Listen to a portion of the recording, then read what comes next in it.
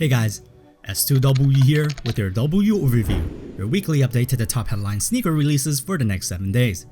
As you know, the pandemic has delayed shipping across the world, so the release dates could be tentative. Also, YouTube is updating, so they removed the voting system that I usually embed in my videos, so feel free to hit up in the comment section and let me know which upcoming sneakers are your favorites this coming week. Let's take a look at what's dropping between June 21st to the 27th of 2020. Since the following 3 sneakers were in my previous videos already and it got postponed to this week, I'll just include them here quickly. On the 25th, the Jordan brand will be releasing the Air Jordan 3 Animal Instinct 2.0 for $225 at retail. This animal version will feature more exotic creatures, including crocodile skin, ostrich leather, and snakeskin pattern uppers with flat wax laces. The sock liner seems to have more of a luxe finish, just like satin material, so it surely has more of a premium look than the first iteration. Then the 26th marks the US release of the Nike Air Max 90 Orange Camo for $140 at retail. I know the sneakers app is dropping them, and I don't recall US boutiques ever dropped them, so I would assume the US is finally getting their chance at these. It's the third colorway of the camo pack, featuring a rich orange mesh underlay with camo patterned leather overlays on the popular Air Max 90. Then on the same day, the 26th, the US is getting their chance at the Air Jordan 1 High women's exclusive tie-dye for $170 at retail. It's the first time ever that they've tie-dyed leather on the Air Jordan 1s, and as it turns out, they've chosen to use the Aurora green colorway. Since it's in women's sizing, remember to convert 1.5 to men's sizing if you're looking for a pair. Now back to new releases. The 24th will mark the drop for the Nike Dunk Low Champ colors for $100 at retail. This sneaker is the last release from the Team Tones collection, which celebrates the top universities in the US that are sponsored by Nike. For this release, the colorway stems from the same color scheme of the Cavaliers from the University of Virginia, in which they won the NCAA championship in 2019. An orange-based leather upper overlaid with navy blue leather finished the core design of the Dunk Low silhouette. Navy-colored Nike swooshes and an embroidered Nike tongue patch and heel tab fills in the branding of this shoe. A clean white midsole attached to the staple Dunk rubber outsole sticks true to its original features as well.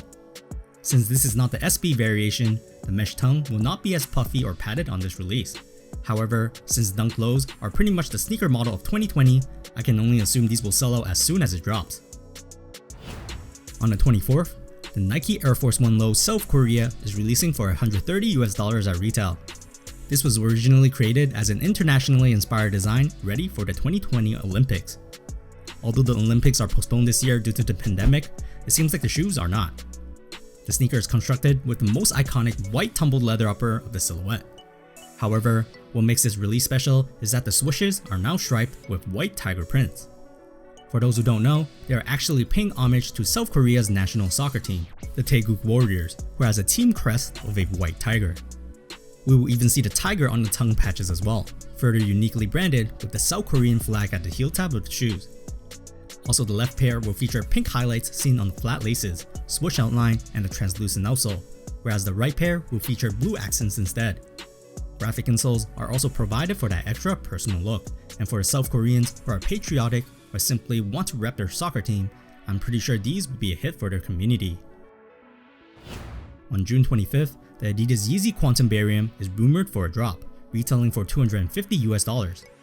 Now, not a lot of info has been released by Adidas yet as I was making this video, so I'm not even sure this is dropping, but regardless, if this release turns out to be true, this Barium colorway will be the second colorway to ever release for this model. This is also the performance version of the silhouette, featuring a dark translucent plastic webbing covering over the olive-colored prime upper. A reinforcement suede toe cap fitted with a split-tone plastic heel counter strengthens the sneaker for a more supportive fit.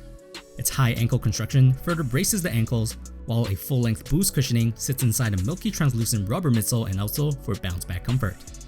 Unfortunately, I've seen some reviews that the boost comfort is mediocre, but let's be real here, a lot of us are craving for a nice-looking high ankle fitted Yeezy and Adidas collab, and since the 750s are nowhere to be found no more, these Yeezy Quantums are the next lookalikes. The first colorway, with the gray colored upper, had a very limited release in the US, and since the colorway won't be re-releasing until later in the year, a lot of people will definitely go for these Bariums as a test to see if this model is worthy. On the 26th, it seems like the Air Jordan 3 Varsity Royal will drop globally for $190 at retail. Initially, these were only seen on the Nike Korea's web store, but raffles in Europe are slowly opening as well, so I'm assuming these are dropping on the same day everywhere. unless of course the US gets their shipments late. Anyways, the release is inspired by the iconic black cement 3s, and earlier in February 2020, the red cement 3 was released for the All-Star weekend. When a red colorway on a Jordan exists, it's highly likely a blue counterpart will be available as well. And turns out 4 months later, this blue variant becomes reality. The upper will feature a grey leather upper with blue tumbled leather. Elephant print on the toe guard and heel counter will remind us of the look of the iconic black cement 3s. Branding wise, the Jumpman logo will be seen embroidered to the puffy tongue of this shoe, as well as the heel tab of the sneaker. Everything else stays true to the classics, including the white midsole with the staple airbag heel window, and the same OG Jordan 3 rubber outsole at the bottom. If you bought yourself a pair of the red cement 3s, I can only imagine that these blue cement 3s are just as tempting. On the 27th, the Jordan brand will release the Air Jordan 11 Low White Bred, retailing for $185 US. This sneaker already dropped for the Europe sneakerheads, but the US is finally getting their shipments down for a proper release. This version will feature a low-cut fit in a brand new Spring 2020 colorway, combining both the Concord 11 and OG Bred 11 colorways into one. A white leather upper fills in as the base upper, surrounded by the iconic black patent leather mudguard that made the shoe popular. Red is the only vibrant hue seen on the sneaker, and it's on the outsole treads of the sole unit. We will also see the carbon fiber plate sticking out on the midfoot section of the midsole, finished with the same iconic rubber treads seen on the OG Jordan 11 outsole. Rope laces are offered to stay true to the original design, whereas branding wise, Jordan's number 23 is printed at the heel tab and a small Jumpman logo embroidery is right underneath it.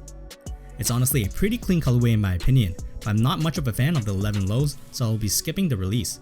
However, I can definitely see the popular sizes selling out quickly as it drops, and eventually selling out just like Europe did.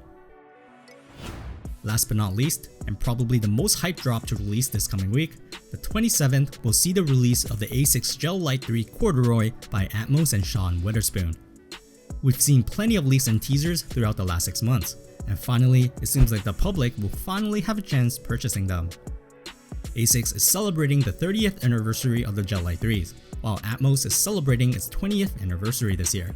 So the collaboration, along with Sean Weatherspoon, who designed the CORDUROY Sneaker of the Year collab with Nike in 2018, is bringing a lot of attention for this release. The sneaker has an overall colorful tone, constructed all with sections of vibrant corduroy textiles. These colors are inspired by the hues of Tokyo and LA, which are the two cities the designers are from. Pitching heavy on that retro look, the side panels of the shoe also have velcros that allow 5 interchangeable ASICS stripe patches to be attached to. This allows everyone with the pair to customize the shoe as they like for their own individual look. And if you want to show off the designer's logo, an Atmos and Sean Weatherspoon velcro patch is also available for you to stick on the shoe if you like to. 2 extra laces of lace freebies are also provided in this purchase, while at the back of the sneaker will feature the iconic gel branding, where you have the option to also tear the material off to reveal the hidden Atmos and Sean Weatherspoon logos right underneath. So far, only Atmos Japan has said they are releasing them on their web store. I'm pretty sure you will have to have an address from Japan for this specific release, so if you don't, let's hope a wider release or global release will happen soon in the future. Anyways, that concludes this week of WU Overview. Make sure to let me know down below in the comments which upcoming sneaker releases are your favorite. Hit the like button if this video helped you out, and make sure to subscribe to my channel if you're new here. I'll see you guys next week's WU Overview.